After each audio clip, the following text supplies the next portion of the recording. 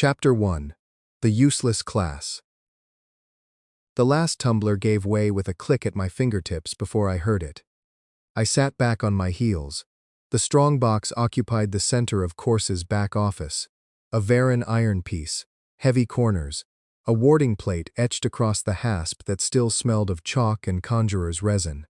Course had introduced it as considerable security, with the tone of a man explaining his estate to a tradesman he hadn't decided whether to tip. The lid came up. I checked the time by the light through the shutters. 11 minutes, maybe 12. Tumbler sense had done most of the work. That crawling awareness in my fingers that turns a locked thing into a shape I can read. The way a musician hears intervals in a chord. The ward had been the tricky part. A cold resistance that reset itself every time I eased off, punishing hesitation. But the sense had mapped its rhythm. Once you understood a lock's rhythm, you just didn't ease off. Behind me, Course was already calculating. His silence had a shape. "There you are," I said, mostly to the box. I produced my receipt book. 3 silver, 40 marks, warded grade work. Course's laugh was the kind you made when someone said something charming. He pulled a folded paper from his jacket and smoothed it on the desk between us with 2 deliberate fingers. The guild publishes a tradesman warrant rate.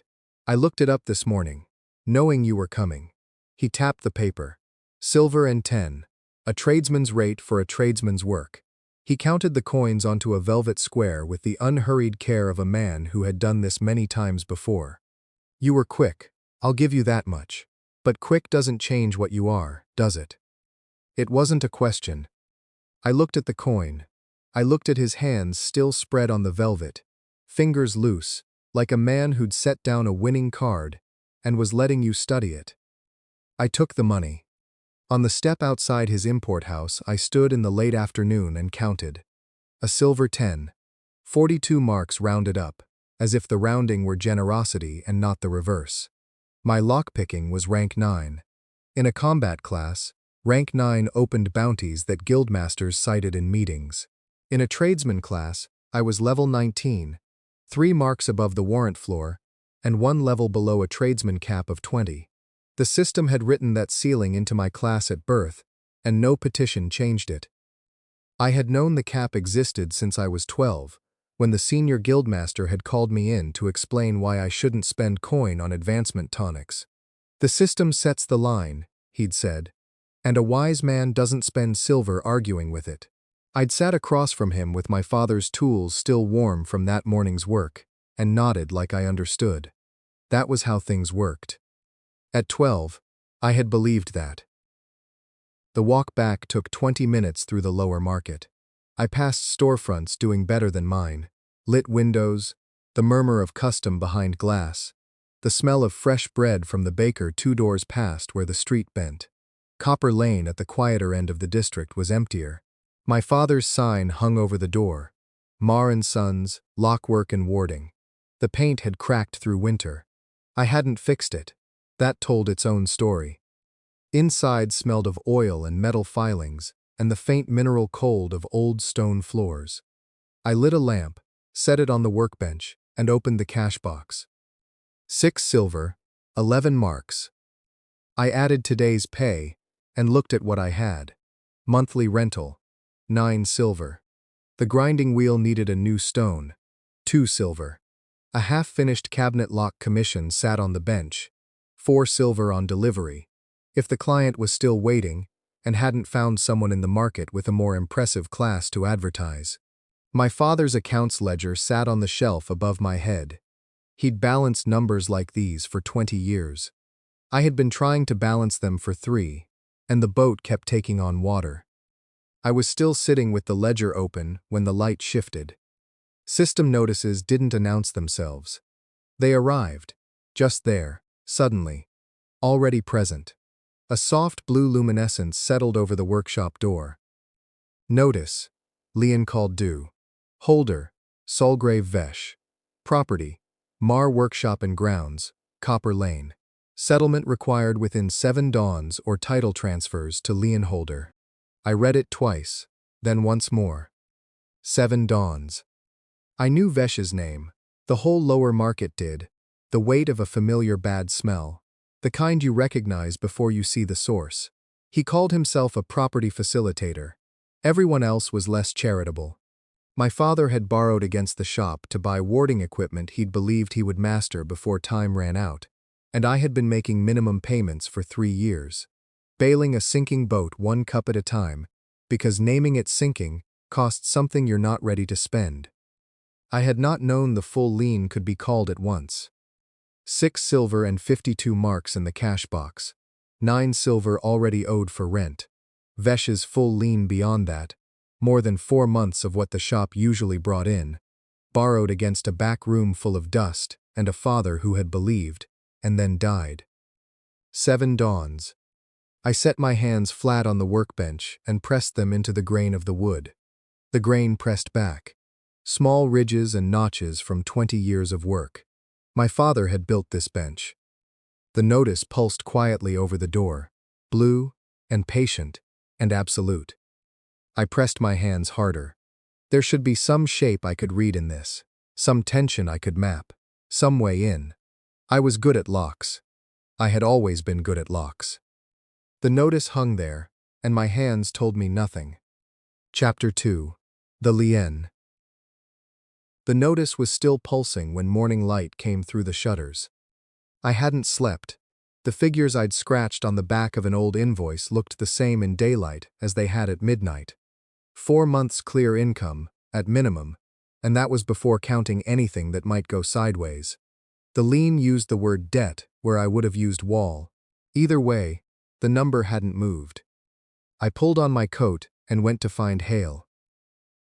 He lived 3 streets over, in a narrow 2-room above a candlemaker's stall that smelled perpetually of tallow. His door was open. Hale had been a locksmith long enough to know that a locked door is an invitation to the wrong sort of interest. He sat at his work table sorting a tray of old Tumbler cores and didn't look up when I came in. "I heard," he said. "Sit down." There was one other chair. I sat. He kept sorting. "Show me the filing." I set the guild printout on the table. He picked it up with 2 fingers and went through it slowly. Twice, his face giving nothing back.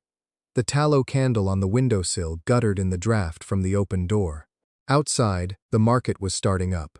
Voices, cartwheels over cobblestones, the city going about its business with no particular care for mine. "Clean," he said finally. He laid the paper flat. "Guild registered lien. Salgrave Vesh as creditor. Filed 3 months back. What you got yesterday is the last step, not the first. Man's been patient." The word pressed down harder than the figure had. Can I contest it? "On what grounds? Your father borrowed. You inherited the debt. The rate. Is legal. Checked the schedule. He hadn't moved since setting the paper down. Rate's legal. Filing's clean. And you've got 6 dawns before he can take possession. That's what the law gives you." 6 dawns. I had spent most of the night convincing myself there was a mistake somewhere. A misapplied clause. An error in the calculation. Some gap in the guild's procedures that a careful reading might pry open. Hale's face closed those doors one by one, and didn't look sorry about it. There's no way to clear it in time. "Not the normal way, no." He set down the tumbler core he'd been turning in his hands and stood, slow, deliberate, his knees loud in the quiet room, and crossed to a shelf where he kept a loose roll of municipal papers. Things the town had posted, and then moved past. He unrolled one and weighted the corners with tumbler cores. A bounty notice. Old paper, but the guild seal still sharp. Open commission. Standing offer. The kind the town hangs when a problem has sat unanswered long enough to become an embarrassment, and the only move left is to make the number big enough that someone desperate or reckless might take a run at it. I read through it twice. The words didn't improve. Full sealed vault access. Contents survey. System extraction report. Consideration. Every lien and tax instrument registered to 14 Copper Lane, voided in full upon verified completion. The whole debt, gone. The vault. I said. "Under your floor. Access shaft starts in your cellar. Has since the building went up. I hadn't known that. Or I'd known it at some point, and filed it away under things that didn't concern a locksmith taking honest work for guild rates. The sealed vault was local legend. A sub-level chamber sealed off before anyone still living could say why, with a bounty that grew larger every decade because no one ever collected it. No one's opened it. No tradesmen's touched it. Access clearance none of us hold. Guild sent journeyman rank teams 3 separate times. All turned back at the door. He smoothed the edge of the notice with his thumb. The bounty cleared your father's debts once, early on, before he quit on it. My father. I kept my eyes on the paper. Then it's not a loophole. It's just a door that doesn't open. Every door opens. He said it flat, without looking up. His version of quotation marks. Then quieter, half to himself. The vault, like the cap on your neck, it's got a shape, if you're fool enough to look. He rolled the notice back up and handed it across. 6 dawns, Tobin. I walked home with the paper under my arm. The market stalls were open by the time I turned onto Copper Lane. Someone called a price at me as I passed a dry goods cart. I kept walking. The debt was still lodged somewhere behind my sternum, and the number was still what it was. The door had never opened. No tradesman held the clearance to enter a sealed vault, and my level had stalled at 19 for long enough that I'd half stopped thinking about what sat on the far side of 20. Every door opens. I unlocked the cellar hatch and went down to look. Chapter 3. Sealed. The shaft descended in limestone cut long before the city had a ward system, hand-hewn stairs, low ceiling, the kind of work that hadn't cared about headroom. I'd known it was there my whole life. The trapdoor in the cellar floor, the city's standing bounty, the 3 failed journeyman attempts the guild kept in its ledger as a cautionary footnote. None of it had ever been mine to touch. I went down anyway, lamp in hand. 30 steps. A level passage running north, maybe 10 yards, then a turn. The door at the end filled the rock face like it had grown there. Dark iron, worked in one piece, set so cleanly into the limestone that the seams vanished in lamplight. Taller than me by half again, wider than my arms could span. No visible handle, no visible hinges. 2 locking mechanisms mounted in the face. A ward lock at chest height. A recessed pin assembly lower down. Tumbler sense came awake the way it always did near a lock. The skill opened on its own, the way your eyes adjust before you tell them to. The ward lock's shape arrived in my fingertips before I crossed the last few feet of passage. 6 wards, stepped, 2 rotated from the standard alignment.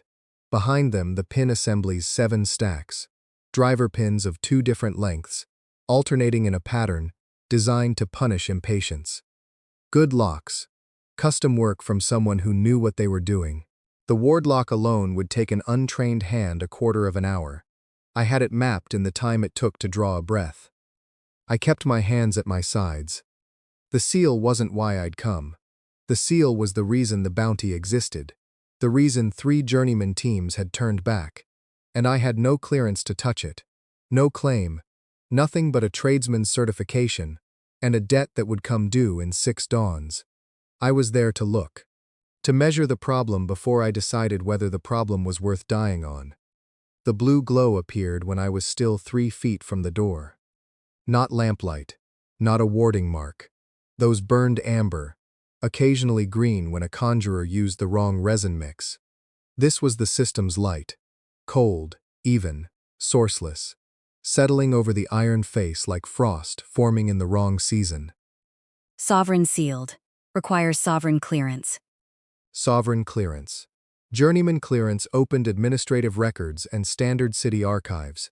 Higher journeyman grades unlocked guild arbitration vaults, the sealed instruments that mattered in legal disputes. Sovereign clearance sat above all of that, the grade held by city councilors, high guild masters, people who had inherited the rank or purchased a title at prices that would make my lien look like loose change. There was no pathway from a tradesman certification to the clearance that panel required. The system had not built one. Everyone who had ever looked down their nose at my rating had known this, and they had been correct. The sensible thing was to turn around and go back up the stairs. My hand moved before I'd finished the thought. Palm flat on the iron, not on the panel, on the plain face to the left of it, where the door was just iron. My fingers spread and pressed, like I was checking a hasp for damage, like this was a thing that made any sense to be doing. Tumbler sense answered, and what it mapped was the seal. It arrived the way any lock shape arrived, as tactile information, a map built from resistance and the subtle give of components under pressure. Except there were no components, no brass, no springs, nothing physical for my fingers to trace. It was a system construct laid over the iron, not embedded in it, and my skill should have passed through it and found nothing solid. Tumbler sense didn't care about that distinction. It mapped what it found. What it found was vast. A lock with 40 stacked pins was enormous in the sense that you had to approach it in sections without expecting the first pass to tell you anything complete. This was different. This had depth in a direction I had no name for. Layers working against each other in a structure I could only half read. Half readable, the shape legible without the meaning. The sense kept pulling at the edges, kept finding more, the map growing and refusing to hold its border. I was still tracing it when the second notification came. Unauthorized contact with sovereign-grade system seal detected. Presence logged. I pulled my hand back. The blue light didn't change. The door stayed where it was. Nothing moved or cracked or announced something coming down the passage.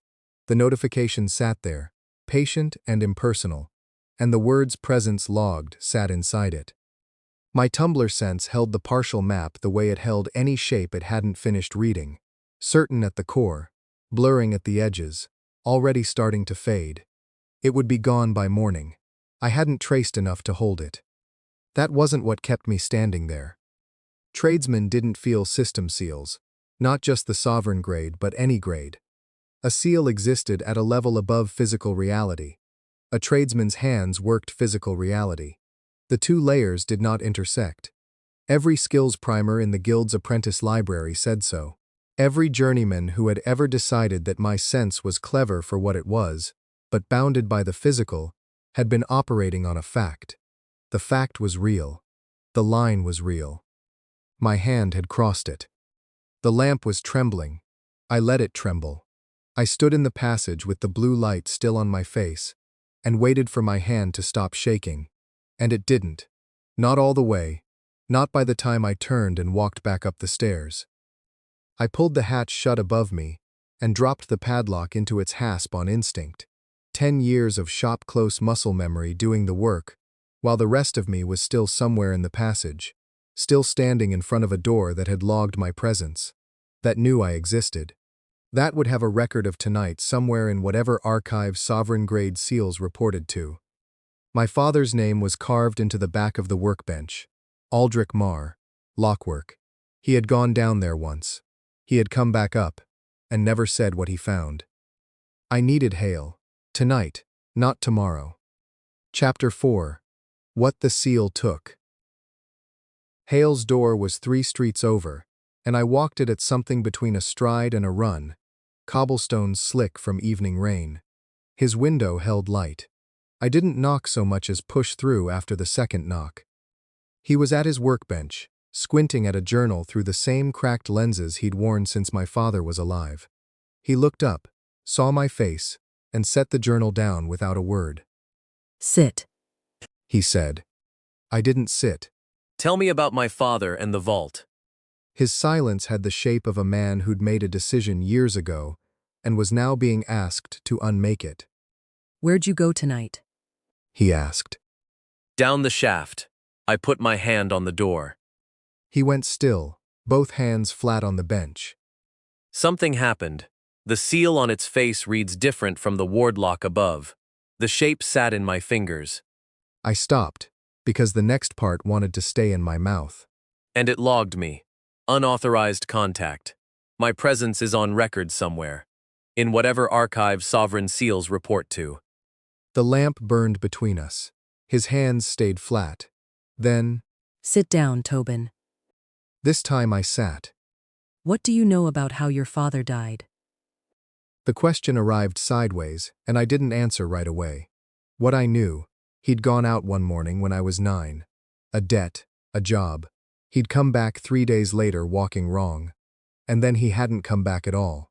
The guild had paid the tradesman's condolence, 2 silver at the standard rate, for a practitioner deceased in the course of licensed work, and that had been that. Properly filed. Declined health. I said. That's what the death record says.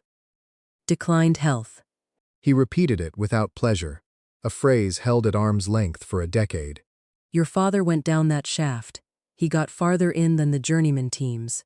He laid hands on that seal, and held them there for, we think, an hour, maybe more. Could have been longer. He drew a slow breath through his nose. When we found him, his nose had stopped bleeding, because there wasn't enough left to bleed. His hands were locked to the door. Couldn't get them off until the body. He stopped, started again. Until he was gone. I didn't move. There was nothing in me available to decide anything. He didn't tell me he was going to try it. Hale said. I would have pulled him back. He knew that. Which is why he didn't say a word. 10 years I'd carried a shape of Aldrich Marr in my head. A man who'd run out of options and run out of time, and died at the bottom of a debt he'd spent my childhood accruing. A man who'd given me a failing shop and a skill set the system had decided was worth a tradesman's wage, and nothing beyond. He'd accepted the cap. He'd worked under it his whole life, and let it work him down, and in the end, the best he'd managed was to leave me the same ceiling he'd died under. Except that wasn't what had happened. What had happened was, he'd gone down those stairs in the dark, and pressed his hands to a sovereign-grade seal, and held on until he had nothing left, trying to do the thing the system said a tradesman couldn't do. For his son's sake. My hands were on my knees, the calluses along the inside of my fingers from years of pickwork, the ghost of chalk dust I never quite scrubbed out. These hands, the ones that had gone flat against that same iron door 3 hours ago and mapped what they had no business mapping. The gift in my fingers was the thing that had killed him. How long have you known? I asked. Since the morning we found him. You didn't tell me. You were 9. He took his spectacles off and set them on the bench. Didn't look at me. Then you were 12, with a temper that didn't want to hear it. Then you were 17, running the shop, and I kept thinking, next month, when things ease up. Kept thinking that for 10 years. I set my hand on the workbench and held still. The grain of the wood, the knot near the edge I'd always used to orient my hand on fine work.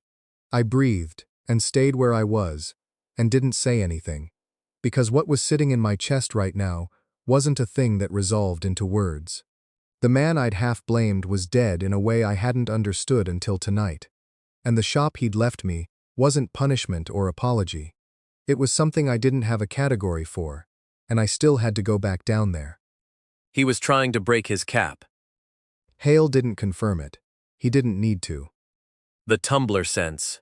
Tonight, when I touched the door, the vault seal was there in my fingers, but also, I stopped. I hadn't planned to say the next part. the cap I carry reads like a lock, to the sense. Not the same shape as the vault, but the same category of thing. I thought I might be inventing it. You're not inventing it. He held his spectacles up and looked at the cracked left lens like he was re-evaluating the repair. Your father wrote that down, said the cap, and the vault door felt like cousins, in the fingers. He set them back on the bench. I've had his working notes waiting 10 years for the right time. There never was one. The building shifted somewhere above us, a low creak in the beams. I stayed where I was. I'd come here for information, and walked out with more than I could carry. My father had been reaching for the same thing I'd stumbled into touching, and reaching for it had locked his hands to that door and drained him to nothing. Is that what it does?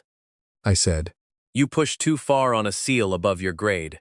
Blood and then that? Hale looked at me through the cracked left lens and didn't look away. He went in alone. He said.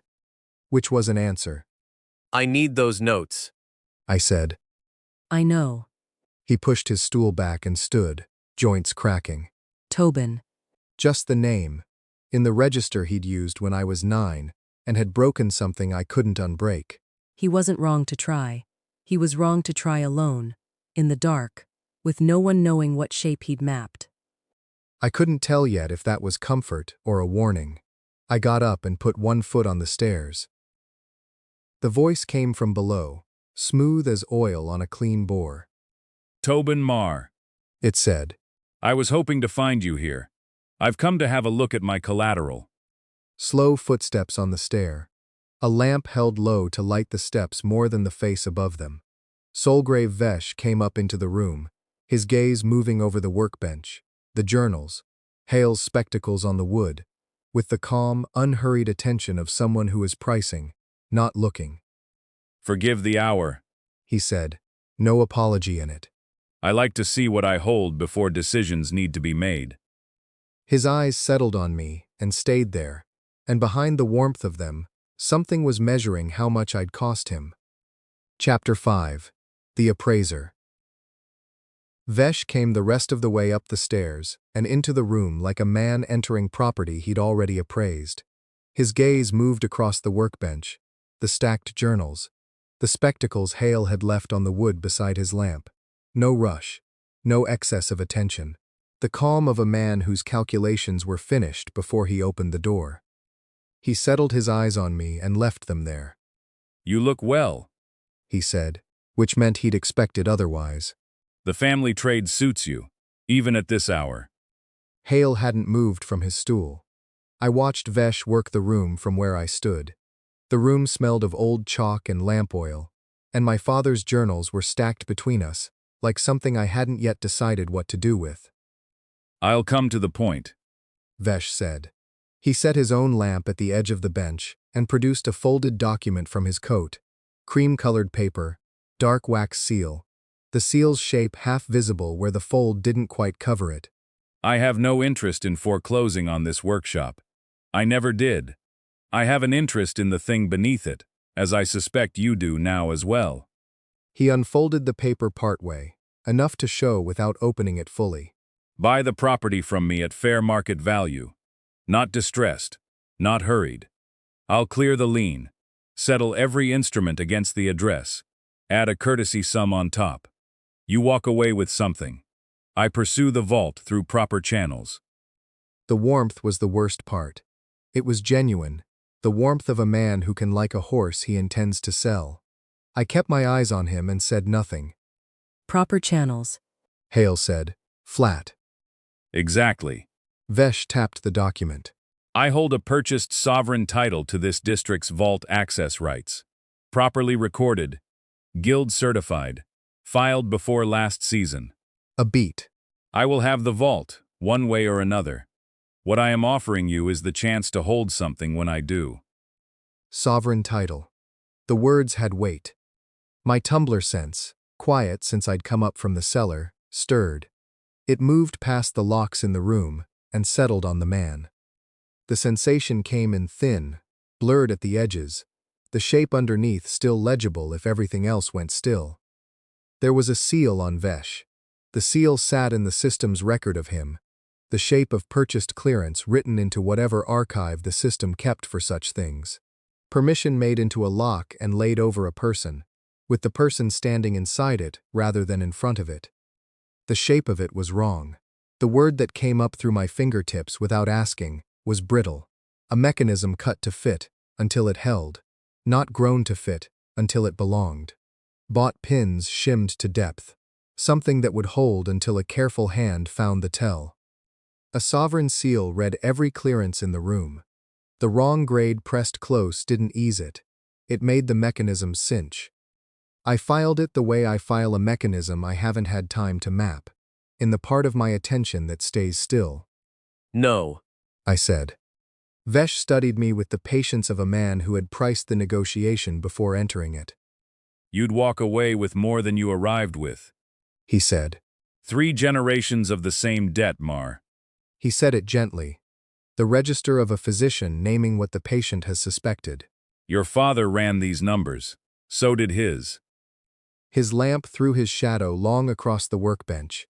His gaze hadn't moved from my face, and he hadn't asked what Hale and I had been discussing before he came up the stairs, hadn't asked about the journals open on the bench. He already knew what was in the room. That knowledge sat in his expression the way a card sits in a hand, not played yet, just present. The answer is still no. The warmth in his face didn't leave. It stopped traveling as far. Your refusal is noted. He folded the document and tucked it back into his coat without looking down. The Lien window is 6 dawns, as stated. What I have not mentioned, what I am mentioning now as a courtesy, is that the window is not fixed. Guild scheduling obliges me in most matters when I ask. To this point, I have not asked. Hale's stool gave a slow creak. Neither of us looked at him. Reconsider, Vesh said. not because you have to, but because a man who sleeps in his own workshop the night before it is taken has worse mornings than a man who settled his business the night before. He took his lamp from the bench. I'll be available before the deadline. He went back down the stairs without haste. The street door opened and shut below. The room was still. The pressure that had been in it was gone, and what it left behind was colder than the room itself. Hale waited until the footsteps faded. Then, That lien was filed against this address 11 months ago. he'd pulled one of his old ledgers onto his knee, running a thumb across a margin entry without reading it.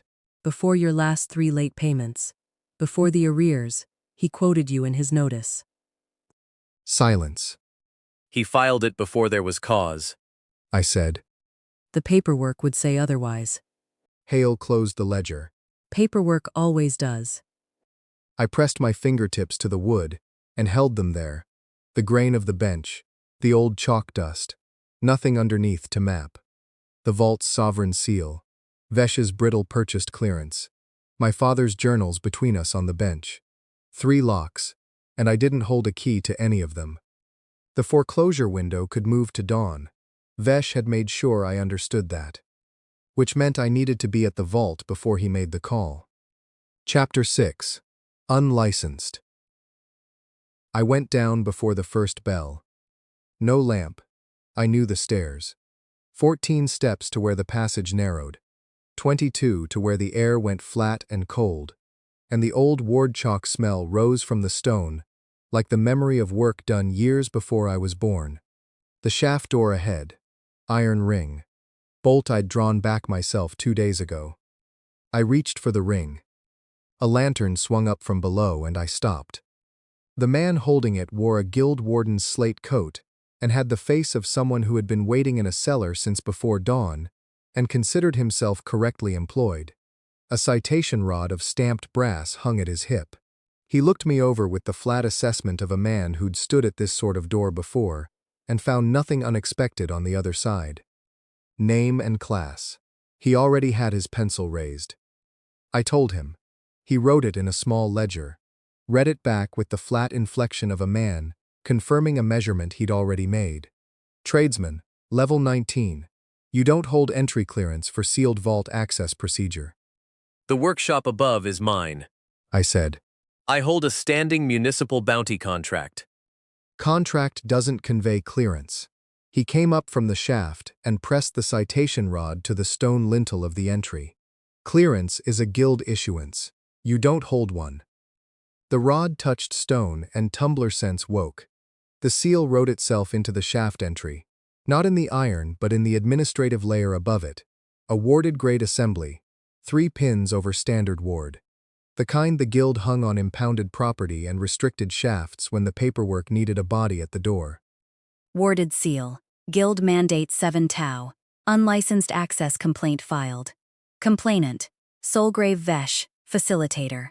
Removal. Guild Hall, District 3. He filed it this morning. I said. Before first bell. I've been here since. His expression didn't move. The face of a man who'd closed enough shafts to find it unremarkable. Don't touch the seal. It logs contact. He walked up through the cellar. His boots crossed the shop floor above me. The street door opened and closed and the building went quiet. I stood alone at the bottom of the stairs. The seal hung across the shaft entry like chalk drawn in light. My fingers read it completely, without my needing to move. A warded grade lock. Nothing complex. Nothing resembling the vault door's deep and impossible architecture. The vault carried the sense of a mechanism built for hands other than mine, shaped to a clearance I couldn't hold.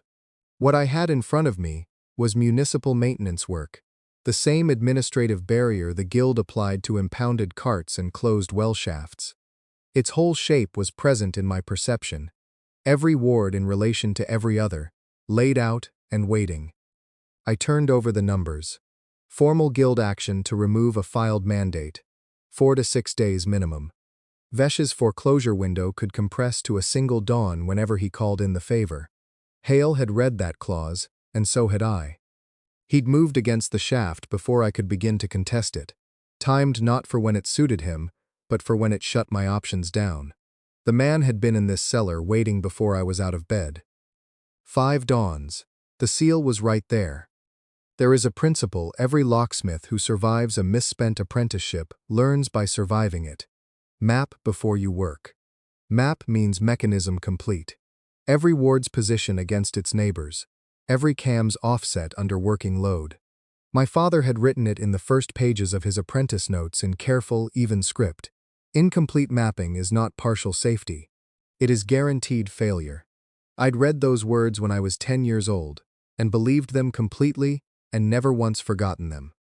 The shape of this seal sat full and clear in my perception. What more was there to map? I pressed my hands to the seal and reached for the first ward. The shape seized and drove back along the path I'd opened, a spring inverting on the wrong end. The pain was deep rather than sharp, structural rather than surface, the kind that reports from underneath. Flat blue, undecorated, sitting in my vision without urgency. A door, closed. And behind it, where lockpicking had lived since I was 11 years old, that constant background hum, the certainty that I could put my hands to any mechanism in the world, and it would open for me. Nothing. Silence where there had always been sound. The blood hit the cellar floor before I understood it was coming from my face. The stairs going up were worse than they should have been. I climbed them one at a time with one hand flat on the wall and stopped twice. The shop floor leveled me out. I pulled out my father's chair and sat in it and pressed my sleeve against my nose and waited for the room to decide it was done moving. Gray early morning light through the street window. The workbench in front of me, tools in their places. The brass pick hook with the worn tape wound tight around the grip. The one my father had used on fine work. The one I'd touched exactly twice and never used because it didn't feel like mine to use yet. He'd bled at the vault door too. His hands had locked to the iron and they'd found him there, hours later, alone. I'd bled at a guild administrative seal. I'd been in the cellar less than 10 minutes. The jam notice held at the edge of my vision, pale and permanent. 24 hours to clear, give or take. Backlash runs proportional to grade and inversely proportional to understanding. Low grade, low understanding. That was the arithmetic. 4 dawns after this one. I kept my sleeve against my nose. The brass hook sat in its slot on the bench, worn tape and all, at the angle my father had kept it, and I had never changed. He'd written the rule I'd quoted to myself in the dark going down. He'd also gone to the vault alone, and pressed his hands to the seal for an hour, and no one had found him in time. He'd written the rule down. It didn't save him. Chapter 7. Jammed.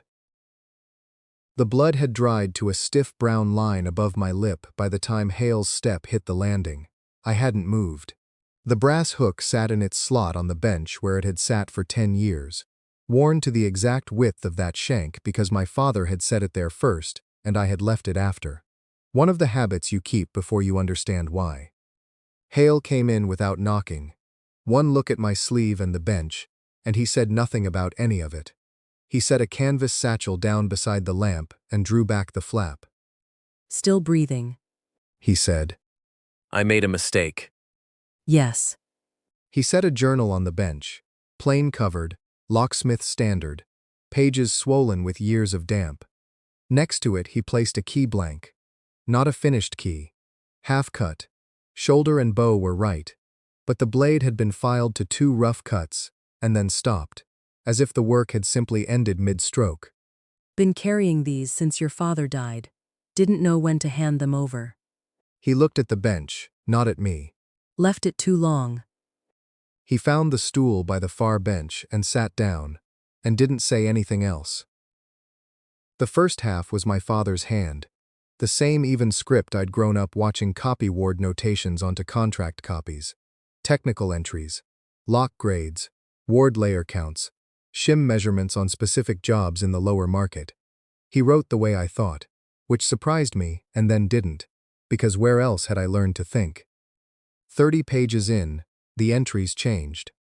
He had started feeling the cap, the same background presence I'd first caught somewhere around level 17, a resistance above and behind normal perception, a shape that didn't belong to any physical mechanism I'd ever put my hands on.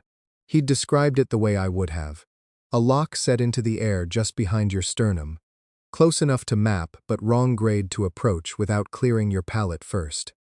He'd started mapping it, entry by entry, the same patient methodology he'd applied to the Hethwick job's 5-ward stack or some counselor's vault on 3rd trestle. He built the shape the way you'd build a key impression. Touch, record, iterate. He wrote notes on alignment, on the sovereign grade's particular tell against the fingers, on what approach angles produced the clearest read and which induced noise. And he had started cutting a key. The blank. The 2 rough cuts on the blade corresponded to something in the final entries, 2 of the cap lock's 4 main pin positions, mapped to depth. He'd gotten 2 pins, run out of time before finishing the other pair. I set the blank back down. My hands were steadier than they'd been all evening. Steady was a skill, and some skills held when nothing else did. Out of reflex, I reached for my Tumbler sense and found the space where it used to be.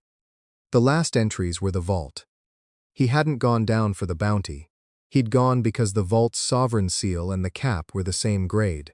He had written this clearly, the letters as even as any other page, studying the seal from the outside, with both shapes active beneath his hands at once, would give him the deepest read of what the cap was doing at its root. He expected to be there an hour at most. He planned to come back up. The last page before the journal ended noted a document case, cached in the vault, with no further detail. And finished the key. I closed the journal. The workshop held the smell it had always held, oil and brass and old chalk, and the lamp threw the same amber across the same bench it had thrown since before I was born. My father had sat here long after I'd gone to bed. I had read that as late job paperwork, client invoices, the ordinary late nights of a man who worked too much and left too little margin. For 10 years, the story I'd told myself was simple. Overreach, die, leave a debt. Don't be him. I had held to that carefully. Now I was sitting in his chair, with a jammed skill and 4 dawns left, and a sealed shaft I had no clearance to open, which suggested my interpretation had been correct, in every detail but the point. He had been mapping the cap to cut a key for his son. My jaw had tightened without my noticing. I unclenched it deliberately. The blank lay on the bench beside the hook, 2 cuts filed and 2 cuts missing, and the only thing I could say for certain about my father now was that his methodology had been sound, his measurements had been precise, and he had run out of time before the work was done. Hale hadn't moved. Did you read it? I asked. First half. Stopped when I understood what he was after. A pause. Rest felt like it was yours. I pressed the heel of my hand against the bench edge and held it there. The wood was cold. Lockpicking was still dark, the background hum that had settled below my fingers since I was 11, a constant I'd never thought to name until it was gone. 20-odd hours remaining on the jam, if the scale held, if I hadn't done worse to myself than the jam notice was letting on. 4 dawns after that, the shaft under mandate 7 tau, the warden back at first bell, and Vesh, who had moved one deadline, already able to move another. None of that had changed. What had changed was the blank with 2 cuts filed and 2 cuts missing, sitting on the bench next to my father's hook, and the knowledge that the man I had spent 10 years reading as a warning had been 3/4 through a different chapter entirely when he ran out of time to finish it. I picked up the blank, put it in my pocket, the journal after it. Chapter 8. The Cap is a Lock. The lockpicking came back before dawn. No announcement. The background hum slid back into the place it had vacated, and I lay still, unwilling to trust it yet. Then I got up and tested it on the supply cupboard padlock, because wanting it back was not the same as having it back. The pins moved through the stack. The wrench found the shear line and held. Lockpicking rank 9. Backlash penalty cleared. I put the tools away and opened my father's journal to the methodology page. The cap was drawn in pencil, 4 pin positions labeled, 2 filed to measured depth on the blank, 2 question marks. I had been staring at those pages since before midnight. The shape was in my head now. The question marks were not. I had 4 dawns. The shaft was still sealed by Mandate 7 Tau. Lockpicking had come back clean, but judgment was the skill that had always mattered. Map before you move. Know the working load, not just the shape. My father's first rule. I had broken it in the cellar with my hands still shaking from the backlash, and then I'd had a full day sitting with the silence where lockpicking used to live, to think about what that had cost me. I needed trivial system seals, something small enough that being wrong cost me nothing but time. I pocketed the blank and went. The Guildhall Plaza notice board carried a warded seal on the frame, one I'd walked past 400 times without stopping. I pressed my palm to the wood. Tumbler sense opened into the lock. Single ward stack. 4 pins. Alignment 20 degrees off standard, which was typical for Guildhall auxiliary work. Contractors didn't bother squaring to true when the ward would hold anyway. The 3rd pin ran a monitoring thread, low grade. It swept the room before settling on the point of contact, cataloging whatever clearance was present before narrowing to my hands. Enough to log access attempts, not enough to do anything about them. 12 minutes on the shape, spring tension on each pin, direction of travel, how the monitoring thread would respond to contact. It would log the attempt, route the record to a queue no warden would read for 3 months. Then the pick, tension, single pin, working the stack in sequence the way the map said. The ward stack cleared, the pins seated. Warded seal. Released. My hands weren't shaking. The mechanism had moved exactly as mapped. For 2 or 3 seconds while the seal gave way, Tumbler sense reached past the mechanism, a brushing, like pressing a finger to a drumhead and catching the wood underneath vibrate from a note played in another room. The cap, the background shape that had lived at level 17 since I was 19, the thing I had learned to treat like furniture. Those seconds of contact had sharpened it. The cap resonated. Briefly sharper, sympathetic. I closed the board and moved on, before the monitoring log routed to anyone awake. The Civic Records alcove 3 blocks east held what I'd started thinking of as a ghost document, an old quest commission, system sealed, that had sat unsigned for 11 years because the issuing official died mid-closure without filing termination, and no one had cared enough to track it down since. Intermediate grade. Genuine resistance. Good for what I needed. 20 minutes on the shape.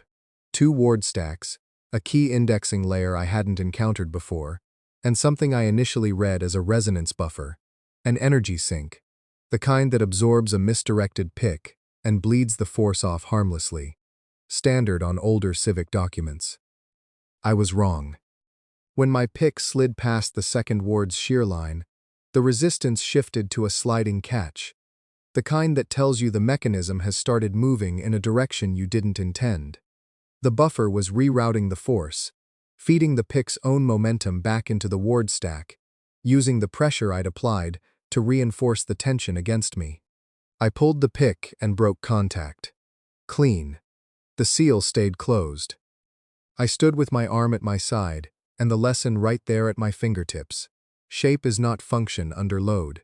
My father had written those words in capital letters in the journal's first entry, circled them twice. He'd learned the same lesson somewhere, from something that had closed on him. Some things don't come from reading. Tumbler sense was still resting against the outer field of the closed seal. And past it, through it, the cap, the way it always was. The structure was the same as this morning, just sharper at the edges now, simply readable where it hadn't been. Nothing had moved. Hale had said it that first night, in the workshop. The cap has a shape, if you're fool enough to look. I'd taken it as a warning then. Standing in the alcove, I understood it wasn't. He'd already looked. He'd already known what was there, and he'd been waiting to see whether I'd find it myself. I looked. Sovereign-grade mechanism. Seated in the structure of my class, the way a ward stack sits in wrought iron. Built there permanently. 4 pin positions that my father had drawn in pencil, in a journal I'd carried for 3 days without opening. 3 of them now mappable to full depth, including one of the question marks that had been past the edge of my reach this morning. The 4th sat at the edge still, distinct and present, its depth just past what I could see.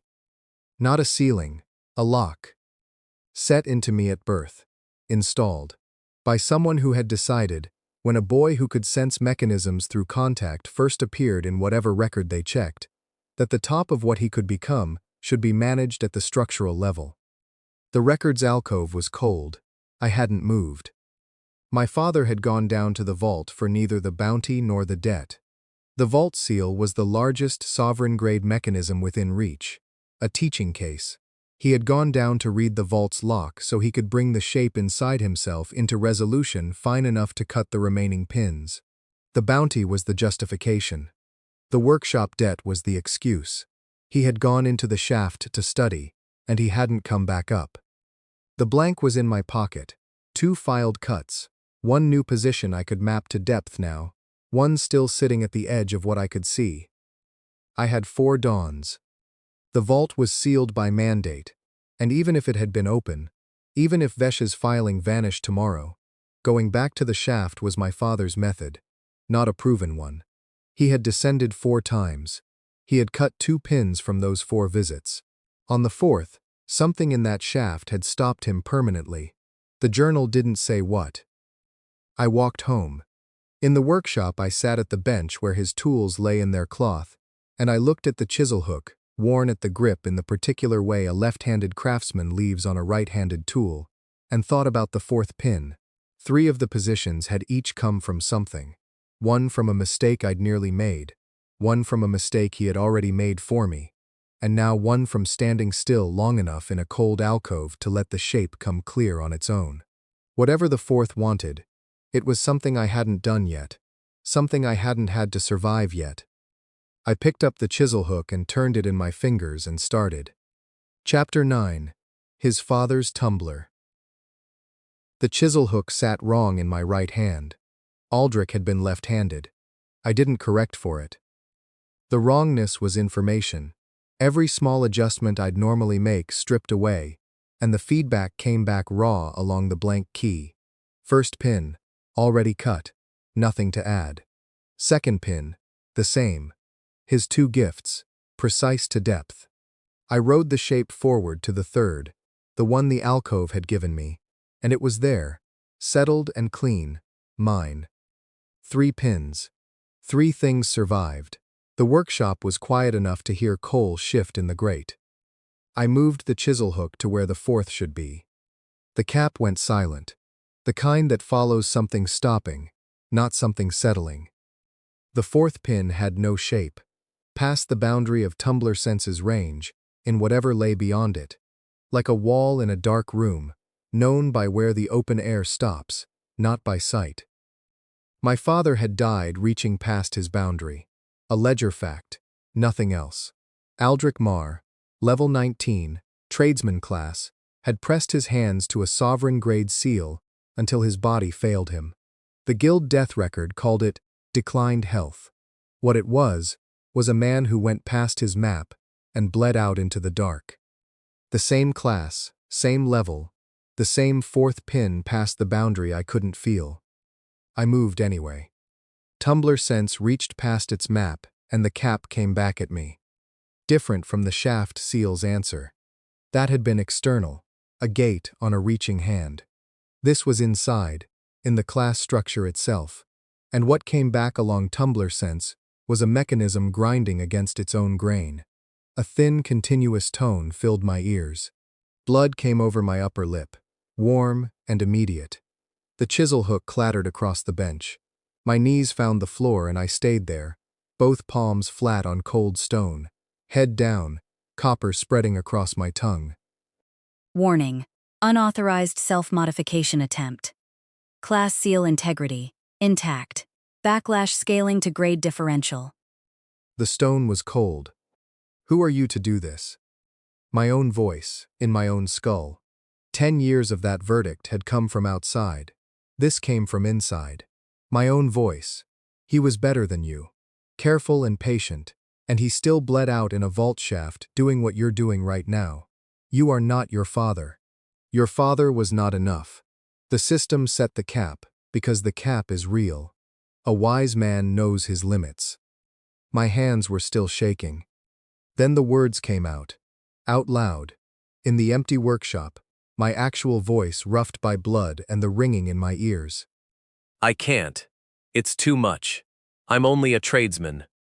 The words sat in the air. I'd spent 10 years furious at a dead man for not saying them, for reaching instead of settling, for leaving me a failing shop and a capped skill, and a name that bought smaller pay and larger contempt at every guild counter in the district. For leaving me at all. I'd wanted him to say it, to just say it, just admit it, just come home, and he never had, and then he couldn't, and I had taken the wanting and buried it deep and called the burial anger, which was cleaner. He never said them. I had thought that was the recklessness, the stubborn self-destruction of a man who'd rather bleed than bend. Kneeling on cold stone with blood drying on my chin, I couldn't say for certain he'd been right. I couldn't say I understood his choice, or that it had been worth it. What I could say was that the words I'd just spoken, my own voice in my own air, sat in the room like something that shouldn't have left me, like I'd handed out a key to a lock I didn't want opened. I pushed myself upright against the bench leg. The ringing faded. The blood had stopped. I picked up the chisel hook. This time I didn't reach past the boundary. I rested at it. Let Tumbler sense settle just short of the boundary, not pressing, not demanding, and waited for the shape to declare itself rather than forcing it to. The fourth pin didn't come clear, but it moved. Not into my reach, not into anything mappable. From absolute nothing to almost something, a ghost of a position at the very limit of what I could feel. Not enough to cut, nowhere near enough to pick. Enough to know it was there. The cap gave a hair's breadth. One pin edged from unknown to suspected. I sat with that, the blank key in my hand, my father's 2 cuts and my 3, and the ghost of the 4th, and the light in the workshop changed. Blue bled into the air above the bench, the system's color, flat and cold. System notice. Foreclosure proceedings accelerated. By order of the holder Solgrave Vesh, all instruments against 14 Copper Lane are subject to legal seizure and transfer at first bell. Dawn. Time remaining, 4 hours. 4 hours. Chapter 10. Dawn Deadline. The system light was still bleeding out of the air when the knock came. 3 raps, unhurried, the kind a man makes who assumes the door will open. Lamplight pressed under the gap at the threshold, steady, that flat yellow of good lamp oil, not a tallow nub. I crossed the floor and opened the door. Tobin. Solgrave Vesh stood on the stoop with his lantern raised and a folded writ in his offhand, wearing a pressed coat and the mild expression of a man who had arranged to meet himself here well in advance. Forgive the hour. He didn't wait for an invitation. He stepped inside, set the lantern on the bench, and placed the writ beside it with the care of someone setting a trap without wanting to look like it. You filed the acceleration. I said. I'm the holder. He turned to face me, his warmth the professional kind, the warmth of a man who has already done the arithmetic and knows which answer he wants. The right was always mine to exercise. He drew the chair from beside the door, sat, crossed his ankles, and considered me. I didn't come to gloat. That would be a poor use of our remaining hours. He glanced at the writ on the bench. I came to make you a clean offer. You open the vault tonight, before first bell, and I tear this in half in front of you. You keep the workshop. Clear title. My people withdraw. All of it, for one job you're already equipped to do. He spread his hands. Reasonable. Tumbler sense caught the shape of his sovereign clearance without me reaching for it. That brittle purchased thing, pins shimmed to borrowed depth, sitting in him like a lock wearing someone else's key. I'd filed the reed every time I'd been near him. I looked at the writ on the bench. My father's blank pressed against my thigh from inside my coat pocket.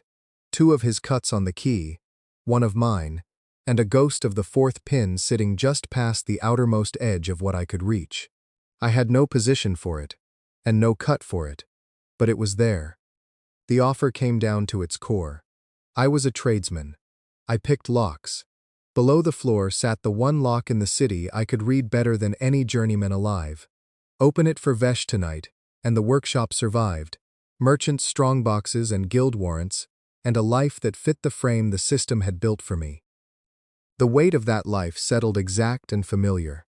It fit like a well-worn coat, and it had never cost anything it couldn't afford to lose. My hand closed on the blank in my pocket. The 4th pin was there, at the edge of everything I'd survived so far. If I opened the vault for Vesh tonight, it would still be there at noon. Still there at the year's end. A ghost position I'd decided wasn't worth going back for. No, I said. Vesh's smile went from warm to thin. Recalibration. A man adjusting a column of figures. That's a significant answer to give without much deliberation. He picked up the writ and refolded it along its crease. I want to be certain you understand your position. The guild mandate seals that shaft. Your skill is recovering from an overreach. You have 3 hours. His tone didn't change. What is it you expect to accomplish? I had no answer that would mean anything to him. He was still for a long moment, lantern in hand, his expression the careful study of a man whose figures refused to reconcile. Then he stood. First bell, then. He walked to the door as though completing an errand that had gone slightly off schedule. At the threshold he paused, and when he turned back there was something else in his expression, the faint curiosity of a man who has seen a dog refuse meat. You know what's strange, Tobin? Your father looked exactly this certain the last time I spoke with him. 4 days before he went down. The mild expression settled back into place. The offer holds until the writ executes. He closed the door behind him with the same measured click it had opened with. I didn't move until his lantern diminished outside, and I could no longer hear his footsteps on the cobbles. Then I went to the cabinet and took out his tools, the left-handed chisel hook and the 3 rakes, and the worn leather roll he'd kept them in, and laid the blank key on the bench where I could see it. 2 of his cuts, 1 of mine, 1 position still at the outermost edge of what was possible, and whatever I'd need to survive to reach it still ahead of me. No tradesman had ever broken a class cap. My father had come the closest of anyone. He'd stopped. I picked up the chisel hook and angled the bench lamp so the light fell on the key. 3 hours until first bell. 1 thing to do before it rang. Chapter 11. The Blank Key. I worked the known pins first. My father's marks were in the metal, careful half-depth shavings, the load lines precisely where the journal said they'd sit. He'd worked with a lighter touch than mine, more patience in each cut, less urgency. Tracing them with the chisel hook was strange, his handwriting, familiar enough after 10 years that I'd stopped reading it and was just feeling the shape of his hand. The shoulder of each cut confirmed what the journal promised.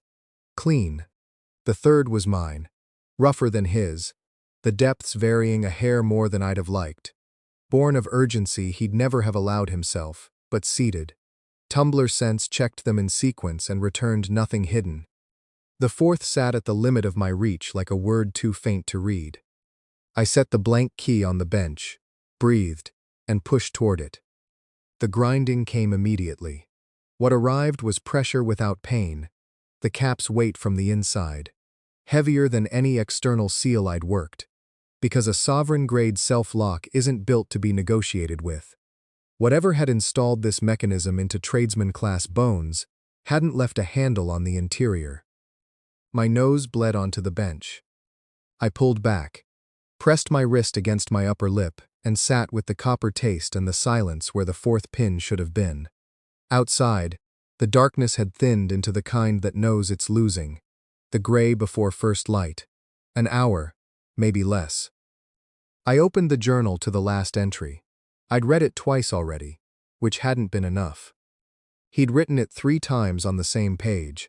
A full paragraph struck through, then a second version, also struck, then small letters in the margins where the crossed-out drafts gave him room. The fourth position doesn't read like the others. The others gave me the lock's shape. This one gives back mine. Whatever the mechanism is registering here, it isn't skill, it isn't depth, it's reading me. Some expectation about what kind of thing is doing the picking. I don't know what kind of thing I am yet. Going down to the vault. Need to think. He hadn't gone down because he'd found the answer. He'd gone down because time had run out, and he was still looking. I sat there with blood drying on the bench. 4 vault descents, 2 pins cut, a third partially mapped before the mandate turned him back. That was methodology. A methodology that had run out of time before it finished. He'd left the work incomplete because something had stopped him. The work itself was sound. I'd taken his unfinished work for a verdict, built my working life on it. Know your level. The cap is a cap for a reason. See what happens to men who won't accept it. 10 years. A dead-end class and a failing workshop I'd kept running because walking away felt too much like agreeing with it. The cap was a lock. Locks were problems with shapes. The fourth pin didn't care how well I cut metal. It cared what I believed I was. I picked up the chisel hook, laid it at the boundary of the fourth position. No pushing, only contact. The approach that worked with resistant tumblers. Let the mechanism read the tool before the tool asked anything of it. Wait without urgency. The grinding didn't come. What came was the reading back quality. The pin finding me in the dark and waiting. I gave it what I had, which wasn't much but was specific. 4 pins cut between 2 men. 1 blank in my pocket since I was 11, waiting for whoever finished the count. A workshop still mine, because I hadn't left when leaving would have been easier. The pin moved, sudden and violent, costing more in the release than all the resistance before it. The backlash arrived simultaneously. Cold compression behind the sternum, both palms hitting the bench before I'd decided to move, vision going white at the edges, and staying there. Tumbler sense rang through me like a bell struck with a hammer. Every lock in the building at once, the warded hinges, the shaft below, and further, the vault's sovereign seal, reading now like a mechanism with a keyway I could work. Class seal, dissolved. Lockpicking promoted. Sovereign rank 1. Level cap removed. The advancement tried to run past 20, and the system had no notation for it. The panel cut itself short and hung. Then the system looked at me. What came was colder than the routine blue of notices, direct and measuring, the kind of attention that runs a comparison and finds no entry in the list. Anomaly recorded. Unsanctioned class seal dissolution. Tradesman breach. Origin under review. Subject flagged. I waited. Nothing followed. Whatever action the system was preparing, it hadn't finished deciding. The white at my vision's edges receded. I was on both hands on the bench, the chisel hook somewhere on the floor. I found it, and set it next to the journal, and sat breathing until the bench stopped tilting. 4 cuts on the blank key, 2 from his hand and 2 from mine, though the last hadn't been about the metal at all. I turned it in my fingers, depths correct, cuts clean. It would turn the mechanism. I put it in my pocket next to the journal. Below the workshop floor, the shaft waited with Mandate 7 Tau still sealing it. Past the shaft, the vault, readable now in a way it had never been when I was capped. And somewhere near the vault, Vesh, with his foreclosure writ, and his bought title, and the offer he'd made my father 4 days before the end. Dawn was a thread of gray in the window glass. I went down. Chapter 12. Sovereign Seal. The shaft smelled of chalk dust and old iron, same as always, but it read differently now. I'd come down through Mandate 7 Tau with palms brushing the stone, habit, and the guild seal had resolved in my fingers like a lock I'd studied 100 times. Clear architecture. Workable depth. 6 days ago a warded grade seal had sat at the outer boundary of what Tumbler sense could touch without cost. Now it sat well inside that boundary. I kept descending. The seal was already open. Someone with legitimate clearance had passed through before me. 2 shapes waited at the bottom. The vault door, and the men standing before it. The enforcer was against the far wall, lamp in hand, arms folded. Vesh had his back to me, facing the iron face, hands clasped, a man in no hurry, before something he already owned. He didn't turn when my boots hit the floor. 3 hours, He said. I wanted to see the access worked cleanly. He turned, and in the lamplight, he looked generous, a man about to offer something. My title opened the shaft seal without resistance. Guild certified, as it turns out, covers quite a lot. He produced the folded instrument from his coat, waxed paper, raised guild seal, the kind of document that costs more than a tradesman earns in 5 years. Sovereign access and survey rights. This vault and all its contents, the moment the door opens. Irrevocable on successful completion. The document went back into his coat. I believe I made you an offer, He said. You declined. I won't repeat it, but I also won't stop you. He spread his hands. My Tumbler sense had already found the door. The ward lock resolved first. 6 wards, 2 off standard alignment, same as 4 days ago, no difficulty now. 7-stack pin assembly below it. Clear, mapped, the blank keys cuts matching every depth. And above all of that, the sovereign seal, a layer that lived above the physical iron, in the territory where tradesman-class skills had no pathway to reach. Past tense. The keyway was there. The pin architecture was there. I'd mapped it in the last hour of the night while the cap dissolved. What had been an unreadable wall was now a mechanism with depth I could follow. Not easy, not safe. Like a 7-pin lock on the 5th hour of the first time you've ever seen one. The shape is there, even if the shape can still kill you.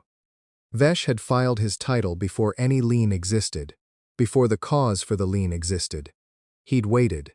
If the door opened, the contents were his. If I died against the seal as my father had, he kept the lien, and eventually the workshop anyway. Either result served him. He'd arranged the room accordingly. The enforcer at the shaft, himself positioned and patient, and he'd done it all before first light, so I would arrive to find the furniture already placed, and no door except forward. My hands were moving toward the iron before I'd finished the thought. Some decisions don't feel like decisions. They feel like arriving somewhere you chose hours ago, before you knew you were choosing. In the dark while the cap came apart, and there was only one direction left. I set my palms flat against the door. Tumbler sense reached in, and the system turned its full attention on me. Sovereign grade system seal. Active. Unauthorized access detected. Contact logged. Escalating response. No pain yet. A current reversing along my reach, the cold that drops on a room when the wrong name is spoken, and behind it, a weight that hadn't been there the first time I'd touched this door at level 19. Then, one system notice, cool and almost polite. Logged and released. Now the seal held like a grip. I started with the ward lock. Pins set clean, both off-axis wards releasing into alignment. Physical layers, trivial at sovereign rank. The blank key waited in my pocket. Then the sovereign seal's pins began to move. Each pin moved against me, none toward open. Each one ratcheting upward, incrementally, the grade of the mechanism rising in real time, as if the seal were rewriting itself to stay ahead of whatever I could reach. A lock picking itself back. I had mapped the architecture hours ago. The map was already obsolete, because the architecture was changing under my hands. My nose bled, one drop, then two, hitting the iron below my palms. Another ratchet. The backlash precursor that had driven me to my knees in the workshop built at the edges of my reach. And this was not passive resistance. The vault seal was contesting me with the system's full weight behind it, pushing the grade upward deliberately, hunting the threshold where the feedback would stop being information and start being damage. A sovereign seal read the room. Every clearance within arm's reach of the iron registered against the mechanism, not only the hand trying to open it. My father had pressed his hands to this same door for over an hour. Hale had been plain about it, hands locked to the iron, bleeding out white. The guild record reading declined health in the polite shorthand they use when they don't want to write what actually happened. Tradesman class, level 19. Lockpicking, capped at rank 9. The seal had eaten him alive over the course of an hour. I was sovereign rank 1. The seal was ratcheting. The math was not yet decided, but the seal was working on it. Another ratchet, and my knuckles ached from the feedback reversing along the reach. "You're bleeding," Vesh said. Curiosity without concern. The tone you use for a thing you expected. "Your father looked like this," He said. Same posture, hands flat, shoulders squared, like stubbornness could substitute for clearance. He couldn't hold. A pause. I spoke with him, 4 days before the end. He had this same certainty. I told him what I'm about to tell you. My hands did not move. "Finish," Vesh said. "Open the door, or take your hands off it and walk. Both results serve me just fine. The seal ratcheted. But I want you to finish, Marr. I want to see whether you bleed out the same way he did." My hands stayed on the door. Chapter 13. What Father Couldn't. Blood had reached the corner of my mouth by the time I understood what my father had done wrong. Not wrong in the way I'd spent 10 years believing. Not reckless or foolish or indifferent. Wrong in the specific technical sense of a locksmith who treats a mechanism he doesn't yet understand as a door to be broken through. He had pressed. He had put his hands to a sovereign seal and matched its resistance with force, and the seal had answered every ounce of push with a full grade more, until there was no grade left in him to give. I stopped pressing. The ratcheting slowed. The grade held at its current height. Enormous. A sovereign weight running from wrist to shoulder, but it stopped climbing. A lock under working load shows you its defensive face. Remove the load, and the mechanism beneath becomes readable. I read the mechanism beneath. "Interesting," Vesh said, somewhere behind my left shoulder. The word came out flat. Observation without affect. The vault's sovereign seal was not a wall. It was a keyway. Architecture. Pins at particular depths. A turning ward at an angle I recognized from weeks of working locks at that grade. Waiting for something. A sovereign seal keyed to nothing was just a wall. And walls were not the system's idiom. This one had a shape that expected a specific key. And with my hands on the iron and my reach extended sideways through the room, I could map exactly what key it was expecting. Vesh's clearance occupied the air above him, a title written into his record, a lock laid over a man. I had read it once, 7 days ago in Hale's workshop, and filed the word away. Brittle. Bought pins shimmed to depth. A clearance that had the surface architecture of sovereign authority without having grown from it. The vault seal was not fortifying against me. I had no filed clearance, no purchased title, nothing it recognized as a key attempting entry. What it had was Vesh's clearance in the room beside it, close enough to the right grade that the seal was bracing as if against an attempted key, and locking harder against something that didn't fit. The seal was not locking against the locksmith with his palms flat on the iron. I turned my reach sideways and set it on Vesh. "What are you doing?" The warmth drained from his voice. Something beneath alarm. A register that cost more to control. "Your hands are on the vault door, Marr. Focus on the door. The first pin of his title seated. The second required patience. The shim was at its base, and shims have a gap between bought depth and true depth. A seam where the clearance is not load-bearing. A real pin grown to its own depth has no seam. I found the gap. Enforcer. Sharp, like a man who expects the word to move the room. Enforce the bar. This is seal interference with a legal instrument. His hands are on the vault door. The enforcer's voice came from near the shaft entrance, dry as a clerk reading line items. Mandate 7 Tau doesn't govern title picking, and there's no standing mandate that does. I'd need a filed guild notice in hand, and you haven't given me one. The third pin. The shimming here was thicker, more bought depth, less actual clearance. Shimmed pins only hold at one seat under a true reach. The gap beneath the shim, where the real depth lives. I found it and pressed through. The fourth was already shallow. It gave without resistance. Sovereign title, Soulgrave Vesh, voided. Filed clearance record expunged. System registry updated. The seal recalibrated. The change arrived through my palms before it resolved into anything visible. The seal's architecture turning, pins resetting, its attention withdrawing from Vesh and sweeping the room for what was actually present. It found nothing bought, nothing filed.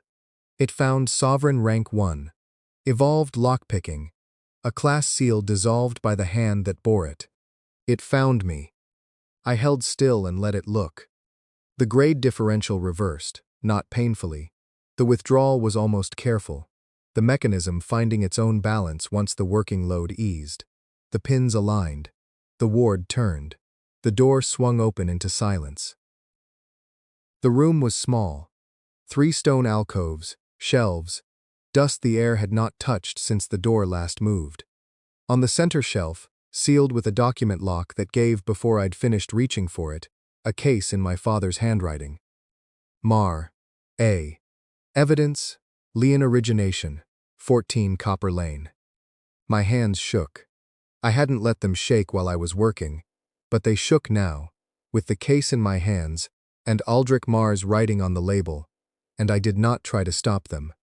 I read what he had spent 4 descents to this shaft gathering. The lien had been filed 11 months ago.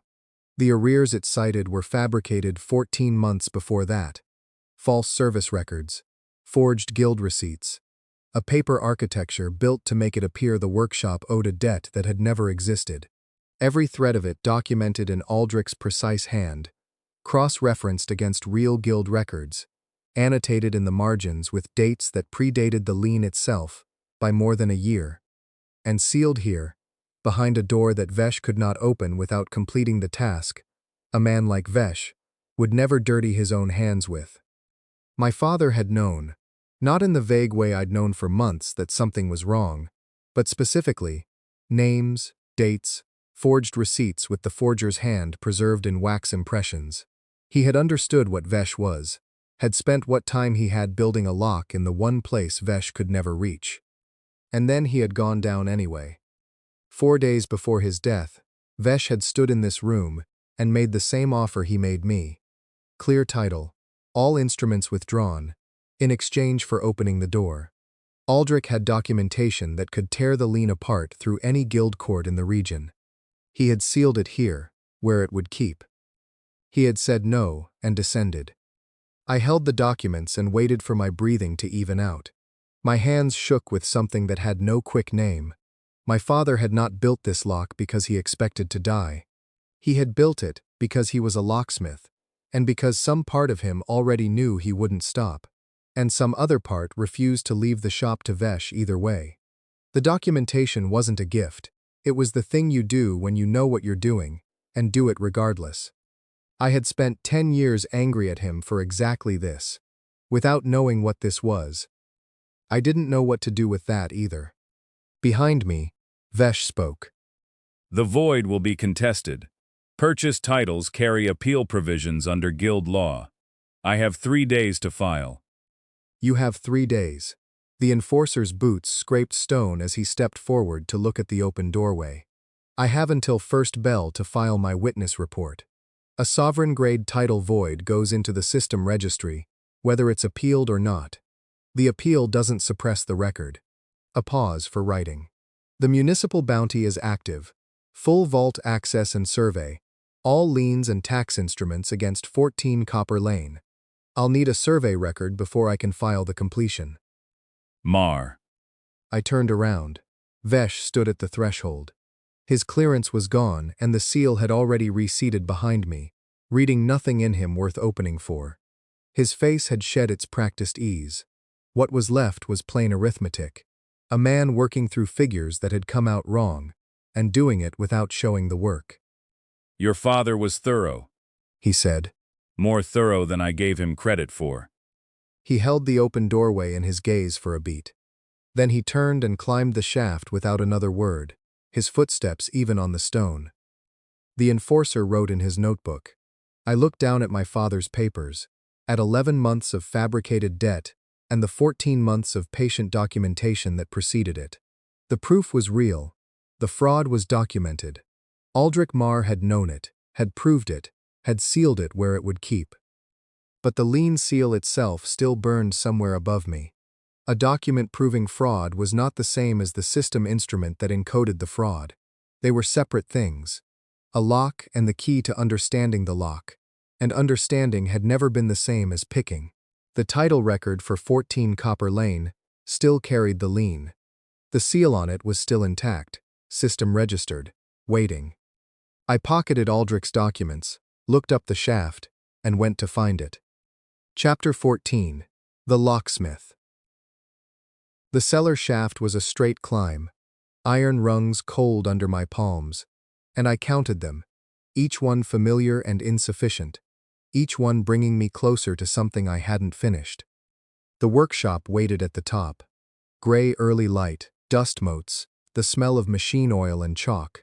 Hale sat on the stool by the workbench with Aldrich's journal across his knees, not reading, just holding it. It opened. He said. It opened. I set the documents on the workbench and crossed to the door. The lien seal was there. I'd expected to have to search, but it sat where it had always been, threaded through the frame in a way that made the wood feel wrong under Tumbler sense. A note played flat through the whole structure. The system had pinned Vesh's instrument into the property record, and the threshold both. 7 months of it breathing cold against the door every time I'd opened it, and I had never once let myself feel the shape properly. I let myself feel it now. Sovereign grade, but thin. The fraud it encoded was its own flaw. The fabrication timeline, the forged guild receipts, the false service records had all been dressed to look like honest debt, which meant the pin stack was dressed to look like an honest seal. Bought depth, not grown. The same category of brittle that Vesh had worn in his clearance, the kind that only holds while nobody who can read it is paying attention. I had been paying attention for a week. The fourth pin caught and held for a breath, the mechanism reading whether I meant it. Then it gave, and the seal came apart under my fingers without drama, no flash of light, no grinding resistance. The quiet of a mechanism releasing because something finally fit. Lien instrument. 14 Copper Lane. Void. Instrument of origin. Soulgrave Vesh. System registry updated. All enforcing instruments dissolved. The door felt like a door again. I stood there with my hand on the frame, eyes on the grain of the wood. Something in my chest had been braced against itself for 7 months. Longer than the lien, longer than the debt. Long enough I'd stopped noticing the tension. It unlocked. Same mechanism, different keyway. My nose was not bleeding. That surprised me. A sovereign-grade pick and I was still standing. Lockpicking's background hummed steady and clear. No ceiling anywhere above it. The ceiling I had learned to stop looking at was simply gone. Hale made a sound I couldn't name. Well, He said finally. your father's hands, all the way down. He didn't mean it as flattery. He knew it, and so did I. And I couldn't do anything with that, not yet. 10 years of his absence had arranged themselves into something fixed, and one sentence from an old man didn't shift it. The hands were his. What they'd built toward had always been his. That they'd built toward me was the part that still hadn't landed anywhere I could hold it. He built it to hold. I said. The whole case. He knew Vesh would come back for it. Hale set the journal on the bench, carefully, cover down. He knew. A pause, his eyes on the cover like it owed him something.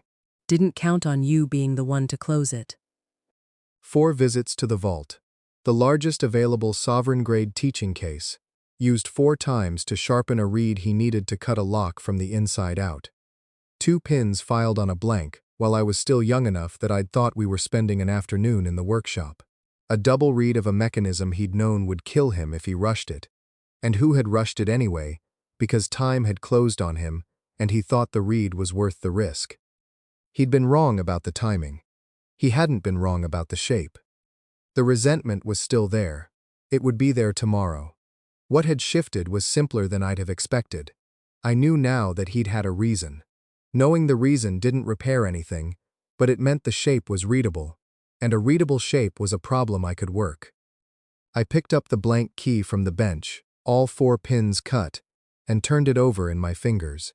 A sovereign-grade key that fit exactly 1 lock. The lock didn't exist anymore. I pocketed it anyway. The enforcer filed the bounty completion at the vault. I said. That clears the Lien instruments. I know. Hale's voice was dry as chalk. I was watching the system registry from up here. Old man can read, you know. Vesh has a 3-day appeal window. Let him. He held out the journal across the bench toward me. Appeal doesn't suppress the registry. Voided is voided. I took it from him. It was lighter than it had any right to be. The workshop was quiet. Copper Lane outside was waking up, boot heels on stone, a cart moving somewhere. Normal sounds, the kind that had come through that door my whole life without meaning anything in particular. That hadn't changed. The door was the same door. The lane was the same lane.